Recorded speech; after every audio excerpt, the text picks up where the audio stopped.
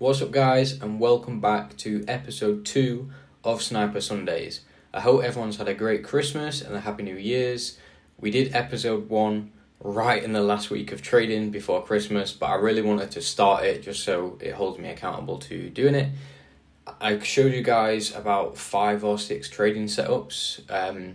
Some were fresh trades, some were trades I was holding. All of them have played out over the Christmas period, so this will be a series that comes out once a week, usually on a Sunday, hopefully, since it's Sniper Sundays. But obviously, we've had, 3 or 4 weeks since the last one. I always take Christmas off for trading.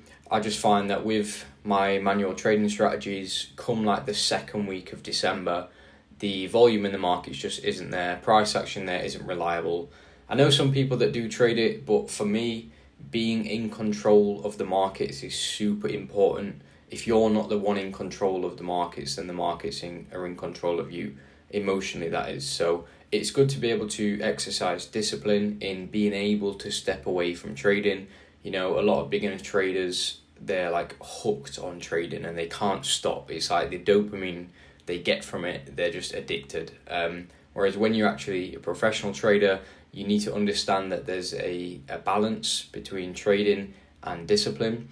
So it's really good, like, being able to just step away and not actually like having that itch to scratch. So I would recommend everyone just analyze that in yourself and apply it. So after the first week of trading of the first trading week of January, after that, that's when I start again. So here we are, gonna go over my analysis for the week. I'm going to set up a little differently. All in all, I have about 7 trading strategies, okay? I've managed to automate 5 of them, and there's 2 key strategies that I will still trade manually. I'm working on coding them to have them automated as well, but for now, I just manually trade them. They're a little bit more complex because they involve things like trend lines and other stuff which are a bit harder to show to an indicator compared to flat levels and other stuff that make them other strategies a lot easier to code.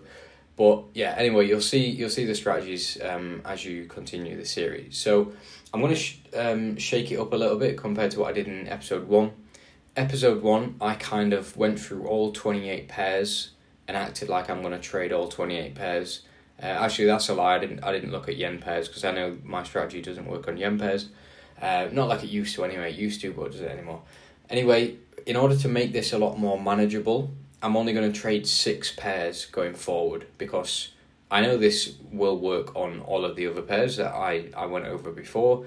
But in order to make this a bit more realistic in terms of me being able to do this every week, I'm only going to go over 6 pairs. Okay, so I hope you don't mind that. Another thing, I've just got a brand new trading setup. However, my laptop only has 2 USB ports, and obviously keyboard and mouse are quite essential. So the brand new amazing mic that I've got is going to come into play on next week's episode. So you'll have to bear with just the standard mic for this one. But yeah, nevertheless, let's kick things off. What I'm going to do is I'm basically going to show you all of the trades which I showed you last time and log whether they won or lost, how much they won and how much they lost. I'm going to work with a base of 1% per trade, which is like just standard so you can see the multiplier. But in reality, I use 2% per trade because I know my drawdown levels are fine enough to do that. Some funded accounts I'll still trade 1% because you don't actually have the whole 100% of your account, you only have 10% of your account. So risking 1% per trade on a funded account is actually using 10% per trade anyway. But on a personal account, obviously, you can trade your whole account. So yeah, I'm going to go over this as if it's 1% per trade, so it's a lot easier to understand. And I'm going to show you which TPs were hit, what RR they were, how much that was in percentage, and then compare that week on week to show you the results, basically. I can drag this down so that it doesn't just spoil the whole rest of the thing, and we'll work like that. So yeah, first trade was Aussie New Zealand dollar. Here's what it's looking like on a daily. We're in this big daily uptrend. So then we go down on the 4 hour. What we saw on the 4 hour was this 4 hour trend here, broke beneath, had a little bit of support there to bring it back up. Ultimately broke beneath this substructure that was forming, and then we had a third big break of structure to the downside. That was telling us the price was bearish. On the 1 hour, we managed to catch a nice short from this high to this low. Where am I going there? There we go. So yeah, we were looking for the key fib levels up here, which originally showed the rejections. Price actually swept that liquidity on the top side, but we had our stops wide enough so that didn't take us out. And then 1, 2, 3 take profits. So that hit a nice 3.71R. In total, with our TP1, TP2, and TP3, that made about 2.6%. We then tried catching this on a extra position, just something like that. You can see we got tapped in perfectly on that 78.6. Sold off quite a lot. Sold off. Sorry, I hit my thing there. Sold off. Get this new keyboard into action. There we go. Sold off about 58 pips to the downside, but then over that second trading week of December that I mentioned, price retraced up and then took us out for a stop loss. So that was a minus 1% trade there. So all in all, from Aussie New Zealand dollar, we made about 1.6% off of these positions from last episode. I'm no longer going to be trading Aussie New Zealand dollar, little spoiler. So I'm going to actually wipe those off and get it off my day trades. Next up, Euro USD. So Euro USD, if we zoom out to the top down, Euro USD was in this huge weekly channel, broke beneath, and then you see this level here, this blue level. This blue level was our holding support. Once price broke beneath that, that's this weekly channel kind of confirming that it's over and that we're looking for a downtrend now. What happened there is we had this swing high to swing low, come back and tap that 61.8 level on the dot perfectly, and then start forming a daily sort of sideways channel there. So we had this daily zone. This was a zone of interest, so these highs won't be broken, these lows will be in the support. If we look at that on a deeper level, within this daily trend or sideways channel, whatever you want to call it, I kind of just switch names for these sort of stuff, so I know it might not be as clean as other people where they have like a certain name for stuff, but for me it's all about actually understanding what's going on. You know, it's alright being able to name like all these different definitions and stuff, but like when you're like 7 years deep, it matters a lot less than what's actually going on. So within this daily trend or channel, sideways channel, we were looking at this trend line to see if that would break above after we saw the support in there. So in this support zone, here was our 4 hour trend, which was this high and this high going down. Once we saw price trending down, let me do that again. Once we saw price trending down below this support zone, but then actually break this channel to the upside, that's when we were looking for our second structural break. So at this level, once this was broke, that's when we had our break of substructure to the upside. So price went through a support zone, was supported, came back up and broke a trend line. Then it set a structural high, sold off, broke that structural high. So now we've got a double instance of price being bullish after reaching a support zone. So that's when we looked for an entry after that. So if we zoom in a little bit here, the levels we were looking at, which we called out last episode, I believe was this low to this high here. So it would have been this high at first, but then price carried on pushing higher, and then it was this high. So like that. Our total position would have been somewhere up here within the trading range of this high. So that would have been a 5.9 total. Price reversed. We got an entry off the 78.6. Price carried on going up, hit our TP1 on the 6th of December, but then after that, going further into December, price retraced. So what happened here is we had our TP1 at this level. We took out 50% of the position.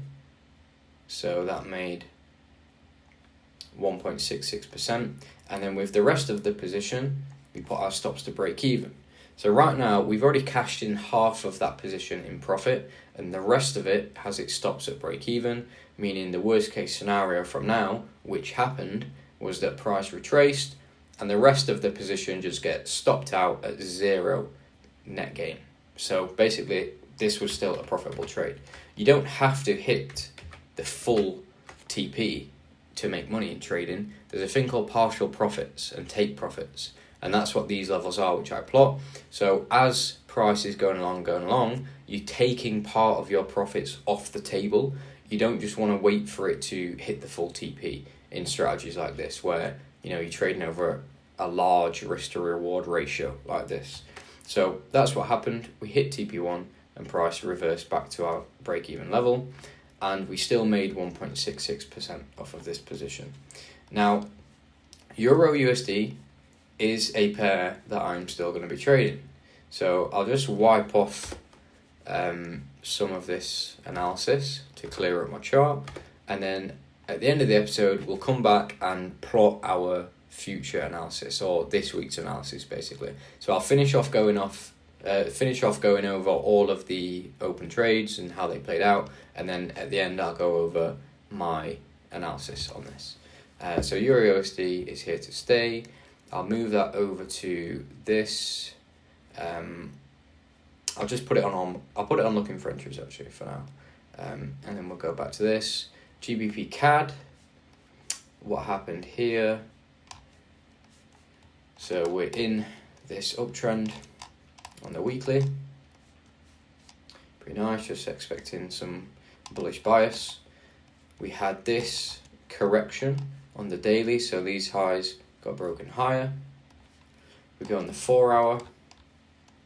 You can see after this downtrend was broke, we set this structural high, reversed, price broke above, so that's the second break of structure. If we go down further, you can see I would have been looking on an entry here, so after this break of structure, I would have been looking for this fair value gap to get filled and an entry somewhere down here, just based off the fib levels. Price didn't retrace that much. It looks like it only hit the 38.2. If I have a look. Yeah, so we bounced off the 38.2, which is your impulsive level. When price retraces to the 38.2 and pushes higher, it shows that price is very trending at the moment, which you can see after it's run after that. So as price was keep going, we had this correction here. You can't really see it that well on the 1 hour. Where are we at? Over here. There, so it looks better on the 15 minute. We had this corrective structure, two highs connected up, broke higher. What we were looking for from this is this low and this high.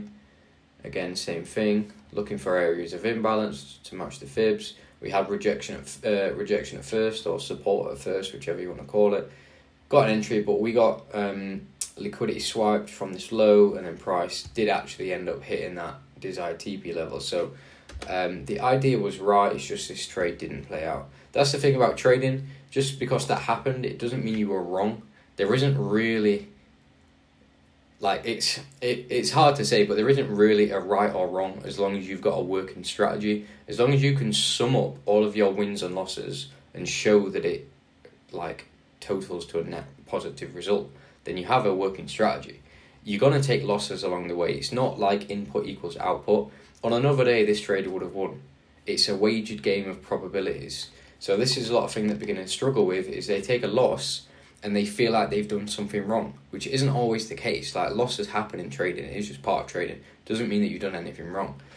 And that's what kind of makes it so hard when you're learning, is when you're taking losses, you haven't got that confidence and you haven't got that years of experience and data collection to show that, no, this is actually right, it just happened to be a loss. Because you could be doing the absolute wrong fucking thing and taking losses. But how do you know it's right unless you've added it all up? So that's why things like backtesting and experience are important. So yeah, this one was a loss. We can see there, we'll track that on the trade log, GBP CAD. minus 1%, just like that. So not the end of the world. Don't get over emotional about your losses. They happen. I've had enough losses in this game that I just don't even give a shit about them, because the wins make them up. So yeah, it helps with experience, of course, and it helps with backtesting. Even if you don't have that experience, go and backtest. Get the trading view backtest bar replay thing, and that's the thing that's going to level up your trading if you don't have it already.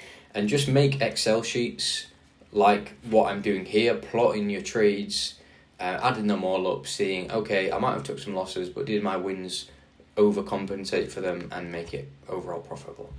So yeah, GBP CAD is not a pair that I'm going to trade, so I'll remove it. Pound Swiss, this was a lovely little naughty trade. What we had here, go on the weekly. What did I say? Monthly is super bullish, but price has only retraced 50% of this wave. But price could keep retracing, it's tracing higher, or bearish remaining 204. Basically, we're in a sideways range here. Until this breaks out of this sideways range, I'm trading within this range. So this text bar is actually irrelevant to this trade, just to let you know, because until this breaks higher or lower, it's an or situation. So what we had on the monthly is just constant bearishness of pound Swiss. What I'm saying from this move is that from the last swing high, which was here to here, you can see prices came up, satisfied the 61.8. From the wave that I'm mentioning here, I'm referring to this proper swing high down here. So this is came up, only satisfied the 50. What am I saying? I'm probably saying this on the monthly. Yeah, this is on the monthly, okay. So from this monthly wave, like the ultimate top down from here to here, price only satisfied 50.